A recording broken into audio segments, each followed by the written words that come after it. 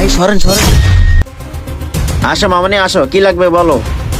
কি ব্যাপার, এই ফকিন্নির বাচ্চার জন্য আমাকে ধাক্কা মারলো? ওই মিয়া, আপনি কি আমার সাথে ফাজলামি করতেছেন? আরে ভাই আপনি একটু থামেন তো।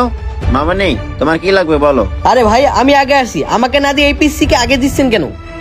আরে ভাই আপনি একটু থামেন না, আপনাকে পরে সব খুলে বলতেছি, আগে ওকে দিয়ে নেই। বলো মামনি তোমার কি লাগবে।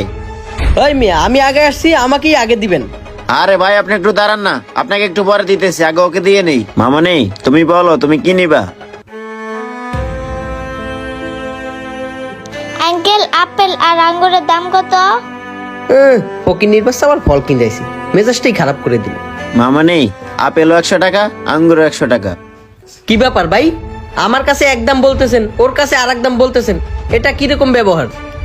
আরে ভাই আপনি একটু ধৈর্য ধরেন তো, আপনাকে পরে বলতেছি। যাই হোক, দাম তো তাহলে কমই আছে। আঙ্কেল, আমাকে 1 কেজি আপেল দেন আর 1 কেজি আঙ্গুর দেন। আচ্ছা মামনি দিতেছি।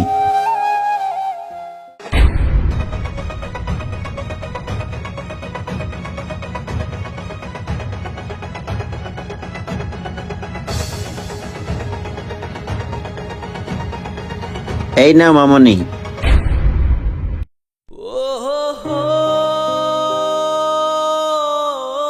আঙ্কেল, এই নেন টাকা। আচ্ছা ঠিক আছে মামনি, তুমি আবার আইসো। আচ্ছা ঠিক আছে আঙ্কেল, আমি তাহলে যাই। ওই মিয়া, আপনি কি আমার সাথে ফাজলামি করলেন এতক্ষণ? ওর কাছে একদম, আমার কাছে আর একদম। আরে ভাই আপনি এত রেগে যাচ্ছেন কেন। ওই মিয়া, রাখবো না তো কি করব? আপনি তো আমার সাথে এতক্ষণ ফাজলামি করলেন। আরে ভাই আমি ওকে আগে দিচ্ছি কেন জানেন, ও হচ্ছে এতিম, ওর মা বাবা কেউ নেই।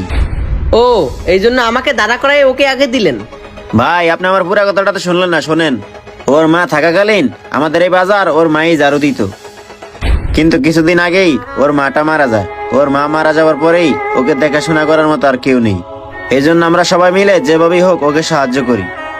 আচ্ছা ভাই, বুঝলাম, কিন্তু একটা কথা কিছুতেই মাথায় আসতেছে না। আপনারা এভাবে সাহায্য না করে সরাসরি ওকে টাকা দিয়ে সাহায্য করে নিতে পারেন। ভাই সরাসরি সাহায্য করলে ও নিতে চায় না, এজন্য আমরা সকল ব্যবসায়ীরা মিলে ওকে এইভাবেই সাহায্য করি।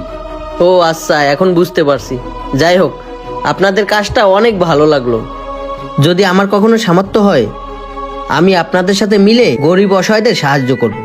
আচ্ছা ঠিক আছে ভাই, এখন ফল দেন। আচ্ছা ভাই দিতেছি।